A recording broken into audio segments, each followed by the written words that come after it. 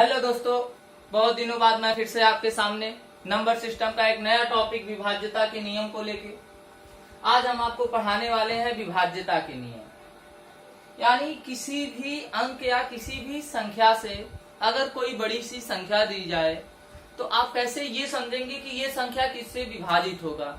और ये अगर हम देखें तो ये काफी इंपॉर्टेंट टॉपिक रहा।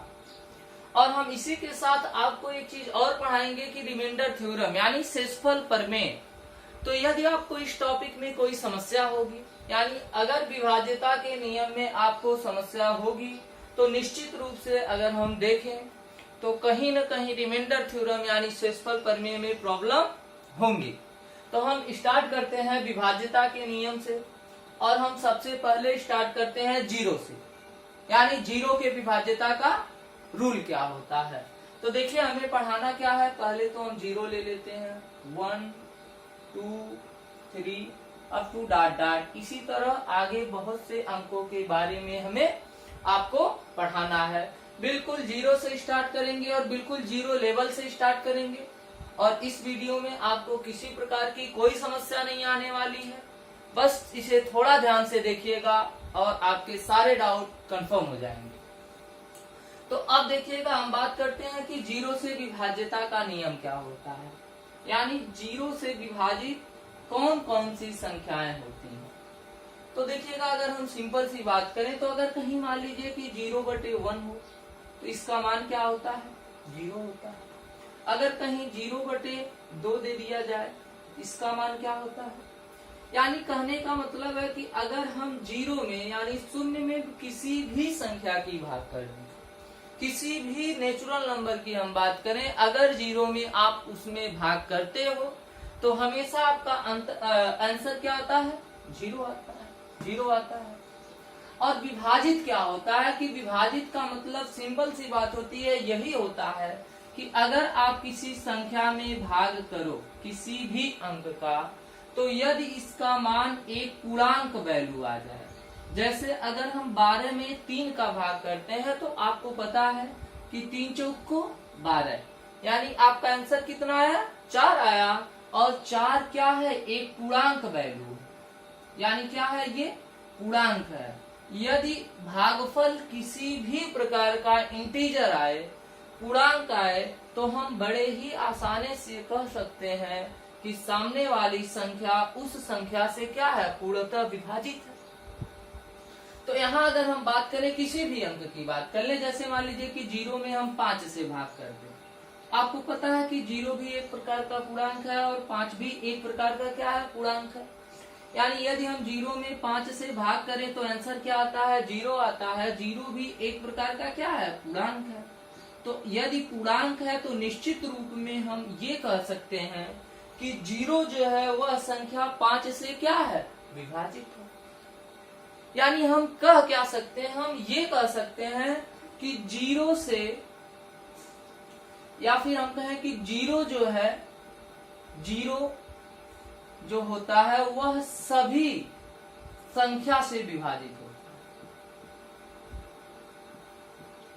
सभी संख्या से क्या होता है, विभाजित होता है। यानी अगर हम विभाजित की बात कर लें तो जो जीरो होता है ये सभी संख्या से क्या होता है, विभाजित होता है। यानी इतनी बात आपको समझ में आ गई होगी। हम इसके आगे की बात कर लेते हैं, सेम इसी का इनवर्स। अगर इनवर्स की हम बात करें तो आपको पता है कि 1/0 का वैल्यू क्या होता है, इंफिनिटी होता है।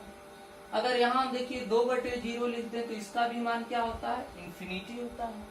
यानी किसी भी नेचुरल नंबर में यदि हम 0 से भाग करें इसका मान क्या होता है, अनंत होता है।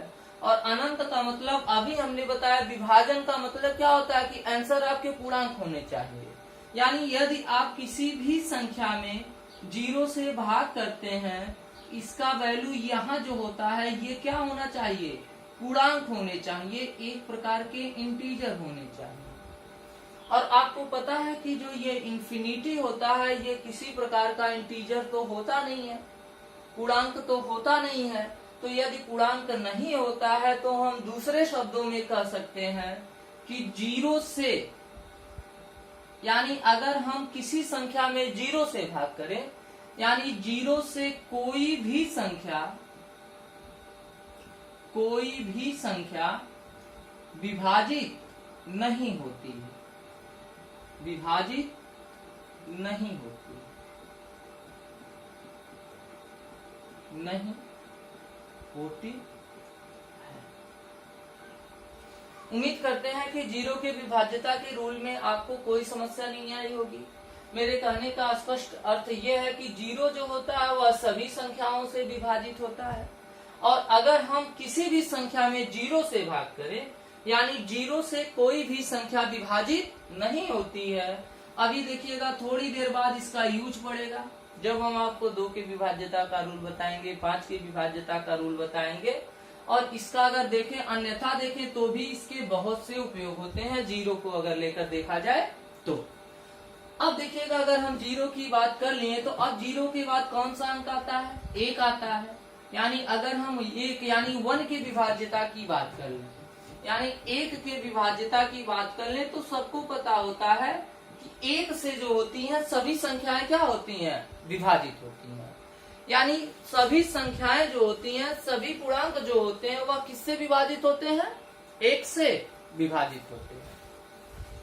अब हम बात कर लेते हैं कि 2 से विभाज्यता के रूल क्या होते हैं।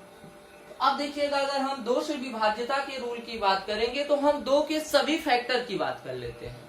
यानी जैसे 2 की बात कर लें तो हम 2 का कर लेते हैं, 4 का कर लेते हैं, 8 का कर लेते हैं, इसी तरह सबका एक साथ कर लेते हैं। तो जैसे अब 2 की अगर हम बात कर लें तो देखिएगा अगर 2 की हम बात करें तो इसे क्या लिख सकते हैं? 2 दी पावर 1 लिख सकते हैं। इसी तरह देखिएगा अगर हम 4 की बात करें तो इसे क्या लिख सकते हैं? 2 दी पावर 2 लिख सकते हैं। इसी तरह अगर 8 की बात कर लें तो 8 को हम क्या लिख सकते हैं? 2 दी पावर 3 लिख सकते हैं। इसी तरह अगर हम 16 की बात कर लें तो 16 को क्या लिख सकते हैं? 2 दी पावर 4 लिख सकते हैं। इसी तरह अगर हम 32 की बात कर लें तो 32 को क्या लिख सकते हैं? 2 दी पावर 5 लिख सकते हैं। इसी तरह 64, 128, 256 अप टू डॉट डॉट अगर किसी भी संख्या की बात कर ले तो आपको कोई डाउट नहीं है, आप इन चीजों से समझ सकते हैं। अब देखिएगा जैसे हमने जो 2 के पावर लिखा है, जैसे 2 के पावर 1, 2 के पावर 2, 2 के पावर 3, 2 के पावर 4 और 2 के पावर 5, तो इसका अर्थ क्या है कि यानी जो पावर है यानी जो घात है, इसका अर्थ क्या है? अगर इसके हम अर्थ की बात बता दें तो जो इसका अर्थ है ये है कि अंतिम यानी लास्ट डिजिट की बात कर रहा है, अंतिम के अंक की बात कर रहा है। जैसे अंतिम के अंक का अर्थ हो सकता है कि अभी आपको न समझ में आया हो, इसे हम थोड़ा एग्जाम्पल के रूप में समझाना चाहेंगे। जैसे मान लीजिए कि अगर आपसे कोई पूछे 2 की विभाज्यता का रूल क्या होता है, तो 2 की विभाज्यता का अगर कोई रूल पूछे तो आपको पता है कि 2 को हम लिख सकते हैं 2 के पावर 1, और 2 के पावर 1 का मतलब क्या है कि 2 के पावर 1 का मतलब होता है कितना? 1 अंक। यानी 2 के पावर 1 का वैल्यू का मतलब क्या होता है कि 1 अंक, यानी अंतिम का 1 अंक। जैसे मान लीजिए कि कोई एक संख्या दे दी जाए 5 7 2 1 6 7 1 3 2। मान लीजिए कि आपसे ये पूछा जाए कि क्या ये संख्या 2 से विभाजित है, तो आप इसका अंतिम 1 अंक, अंतिम 1 अंक की अगर हम बात कर लें तो अंतिम 1 अंक क्या है? 2 है। और आपको पता है कि ये जो अंतिम 1 अंक 2 है वह किससे विभाजित है? 2 से विभाजित है। तो अगर ये संख्या 2 से विभाजित है तो कंफर्म है कि ये संपूर्ण संख्या भी क्या होगी? 2 से विभाजित होगी। अगर हम इसको मिटा के अगर इसकी हम बात कर लें तो आपको पता है कि अंतिम अंक क्या है? 3। अब देखिएगा 3 जो है ये 2 से विभाजित नहीं है, अतः ये संख्या 2 से विभाजित नहीं होगी। इसकी बात कर लें तो लास्ट में 1 है, अतः ये भी विभाजित नहीं है। लास्ट में 7 है, अतः ये भी विभाजित नहीं है। अगर हम इस अंक की बात कर ले तो ये बताइए लास्ट में कितना है? 6, और आपको पता है कि जो 6 है वह 2 से कंफर्म है क्या है? विभाजित है। तो यदि ये 6 2 से विभाजित है, इसका अर्थ ये है कि ये संपूर्ण संख्या 2 से क्या होती है? विभाजित होती है।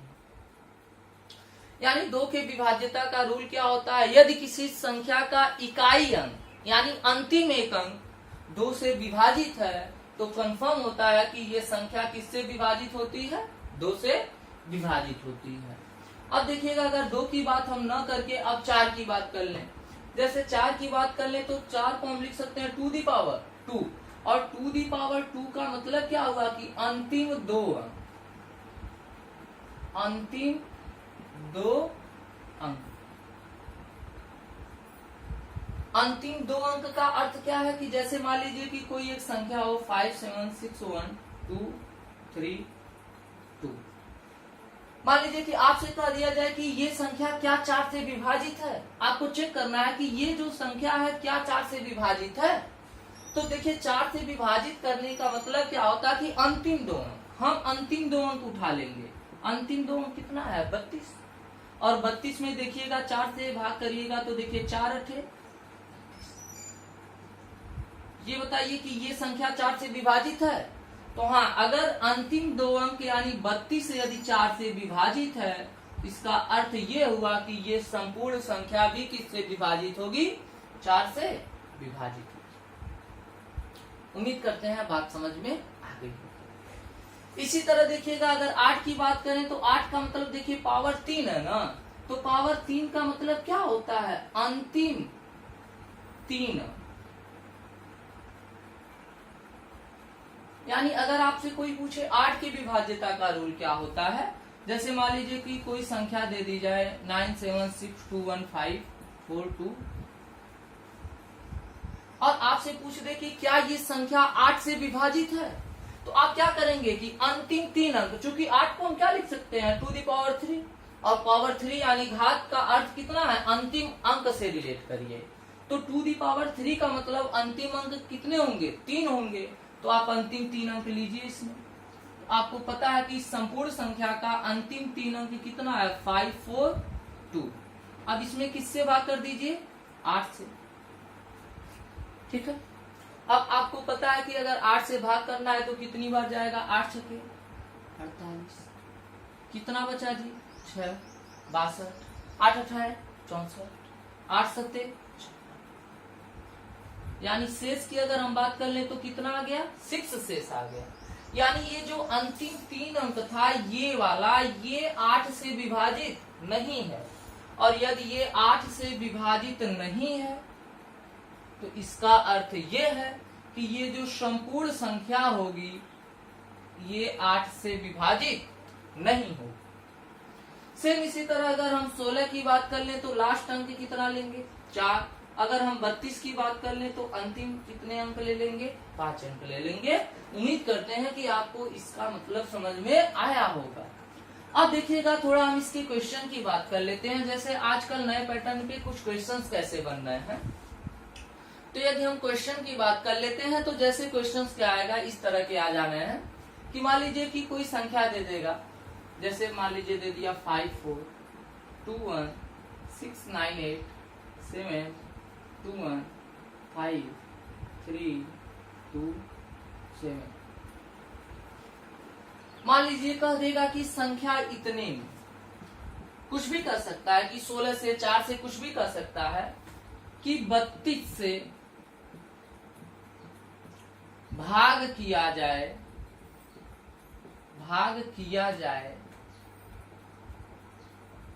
तो शेष क्या होगा। अब देखिएगा, अगर इस क्वेश्चन की बात करें तो अब तो ये क्वेश्चन जो है ये रिमाइंडर थ्योरम का हो गया, यानी शेषफल प्रमेय का हो गया। लेकिन अगर देखिएगा आपको विभाज्यता का रूल नहीं पता है, इस क्वेश्चन को सॉल्व करने में आपको ज्यादा से ज्यादा टाइम खर्च करना पड़ेगा, क्योंकि आपको इतना तो पता होगा कि अगर इस संपूर्ण संख्या में हम 32 से भाग करें तो हमारा टाइम बहुत ज्यादा व्यतीत होगा। तो अच्छा ये बताइए 32 के विभाज्यता का रूल क्या होता है। 32 को हम क्या लिख सकते हैं 2 दी पावर 5, यानी 5 का मतलब क्या हो गया, अंतिम कितने अंक आप लेंगे 5 अंक। तो चलिए अंतिम 5 अंक ले लिया जाए, तो देखिए अंतिम 5 अंक कितने आए, इतने आ गए। तो देखिए 15,327। अब देखिए 15,327 में आप किसका भाग कर लीजिए 32। तो आपको पता है कि भाग कितनी बार जाएगा, 4 बार जाएगा। तो 4 गुना है 8, 4 तिया है 12। तो यहाँ देखिएगा अगर 13 में से 8 जाए 5, 4, 2, 2, यानी बचा कितना 252। अब देखिएगा अगर हम बात करें तो अब भाग कितनी बार जाएगा, तो हमें लगता है कि 7 बार जाएगा। तो देखिए 7 गुना है 14, 7 त्रिक 21 और 21 और 22। अब देखिएगा 12 में से 4 जाए 8, 4 में से 2 जाए 2 और यहाँ कितना आ गया, ठीक है। अब देखिएगा अगर बात करें तो हम कितनी बार जाएगा, 9 त्रिक 27, हमें लगता है कि 8 बार जाएगा। तो देखिए 8 गुना है 16, 8 त्रिक 24। यहाँ देखिए कितनी बार जाएगा, 7 में से 6 जाए 1, यहाँ देखिएगा 8, 8 में से 4 जाए 4, लगता है 9 बार जाएगा। तो यहाँ से देखिएगा अगर 9 बार की हम बात कर ले तो देखिए 9 दुना है 18, फिर देखिए 9 त्रिक 27, 27 से 28। चलिए कोई बात नहीं। तो यहाँ से अगर हम देख लें तो भाग कितनी बार जाएगा, 9 बार, 9 जाके कितनी बार जाएगा, 8 बार जाएगा। कुछ गलत हो गया था। तो अगर 8 बार जाएगा तो यहाँ देखिएगा अगर ज्यादा हो गया तो शेष कितना बच रहा है, -1 बच रहा है, क्योंकि रिमाइंडर ऋणात्मक बच सकते हैं। तो माइनस बचने का मतलब क्या हो गया कि अब शेष कितना होगा, 32 माइनस 1। अतः आपके आंसर की हम बात कर लें तो आंसर कितना आएगा, 31, यानी 30। ठीक है, आप देख सकते हैं।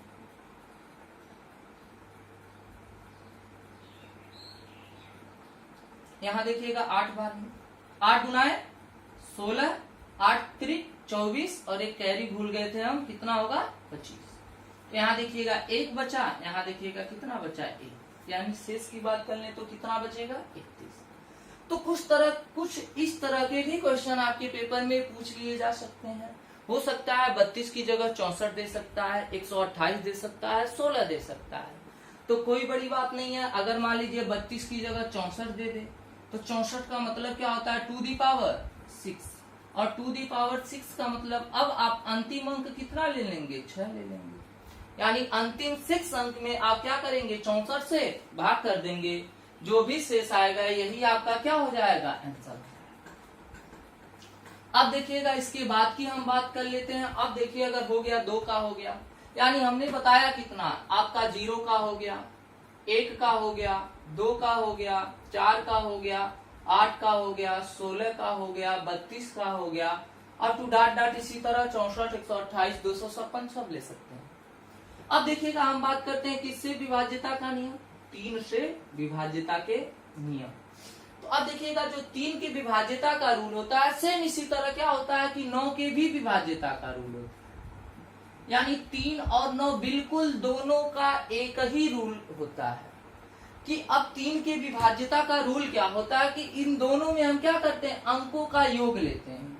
यानी यदि किसी संख्या के अंकों का योग, आप लोग नोट कर लीजिएगा बिल्कुल। अगर आपको किसी प्रकार की कोई समस्या है तो कमेंट बॉक्स में कमेंट कर सकते हैं, हम बोल देते हैं, आप लोग नोट कर लीजिएगा। यानी कहने का मतलब क्या है कि यदि किसी संख्या के अंकों का योग 3 से विभाजित है तो वह संख्या किससे विभाजित होगी, 3 से विभाजित होगी। यदि किसी संख्या के अंकों का योग 9 से विभाजित है तो कंफर्म है कि वह संख्या किससे विभाजित होगी, 9 से विभाजित होगी। जैसे एग्जाम्पल के रूप में हम कुछ अगर देखना चाहें तो जैसे मान लीजिए कि कोई अंक आ जाए 5, 4, 3, 2, 1, 6, 7, 2। मान लीजिए आपसे कह दे कि क्या ये संख्या 3 से विभाजित है, तो आप देख लीजिए इनके अंकों का योग कितना, 5 + 4 + 3 + 2 + 1 + 6 + 7 + 2। तो देखिएगा 5 4 9, 9 3 12, 12 2 14, 14 15, 15 6 21, 21 7 28, 28 और 2 कितने होते हैं, 30। यानी इनके अंकों के योग की हम बात कर ले तो कितना आ गया, 30। अब देखिएगा ये जो 30 संख्या है क्या 3 से विभाजित है, तो 3 दहाई में 30। हाँ बिल्कुल, ये जो 30 संख्या है ये क्या है, 3 से क्या है, विभाजित है। और यदि ये संख्या 3 से विभाजित है तो हम ये कह सकते हैं कि ये संख्या किन से विभाजित होगी? 3 से विभाजित। ठीक है, देखिए सेम यही चीज आपका 9 पे भी काम करता है। अगर हम देखें कि क्या ये संख्या 9 से विभाजित है, तो अब देखिएगा अगर हम 30 में 9 की बात कर लें, तो अगर 9 की बात कर लें तो ये क्या संख्या 9 से विभाजित है? तो देखिएगा 9 दूना है 18, 9 त्रिक 27, शेष कितना बच गया? 3।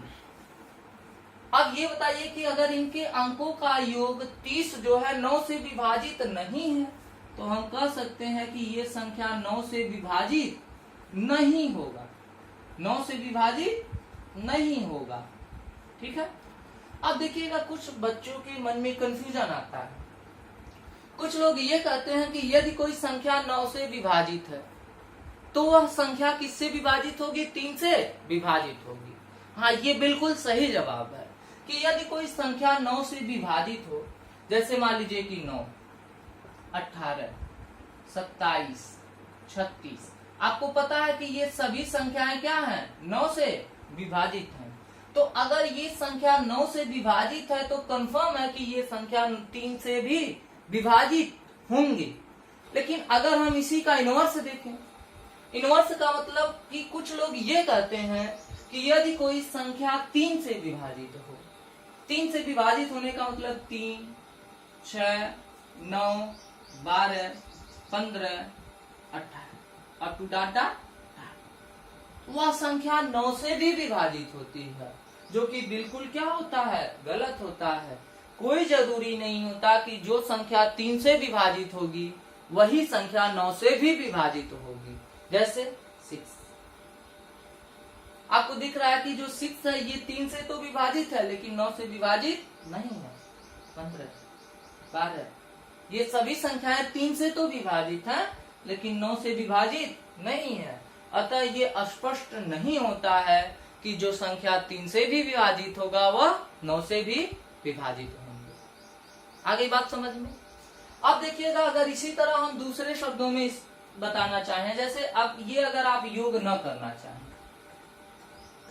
मान लीजिए कि अगर आप योग न करना चाहें, आपको लगे कि योग करना बहुत कठिन है, तो आप देखिएगा अगर इसे हमें चेक करना है 3 से, तो देखिए 5, 4, 9 कैंसिल होगा। देखिए 3, 3 से कैंसिल होगा। अगर 2 और 1 देखें तो 3 कैंसिल होगा। 6 की बात कर लें तो 3 से कैंसिल होगा। 7, 2, 9 3 से कैंसिल होगा। अब ये सभी अंक क्या हो गए? 3 से कैंसिल हो गए। अतः ये संपूर्ण संख्या जो होगी वह किससे विभाजित होगी? 3 से विभाजित होगी। अगर हमें 9 से चेक करना है, जैसे 5, 4, 3, 2, 1, 6, 7, मान लीजिए कि हमें 9 से चेक करना हो, तो देखिए 5, 4, 9, इधर देखा जाए तो 7, 2, 9, यहाँ देखिए 6 और ये 3, 9, बचा कौन? 2 और 1 बच गए।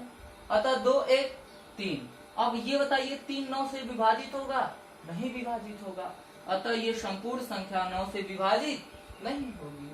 तो अगर आपको योग न करने का मन हो, या फिर देखा जाए तो अगर योग करने की बात कर लें तो योग करने में कुछ डाउट्स आ जाते हैं, कहीं गलती से आप हासिल भूल जाएंगे या फिर कुछ गलती होने के चांसेस होते हैं, तो आप बिल्कुल इसको इस तरह देख सकते हैं।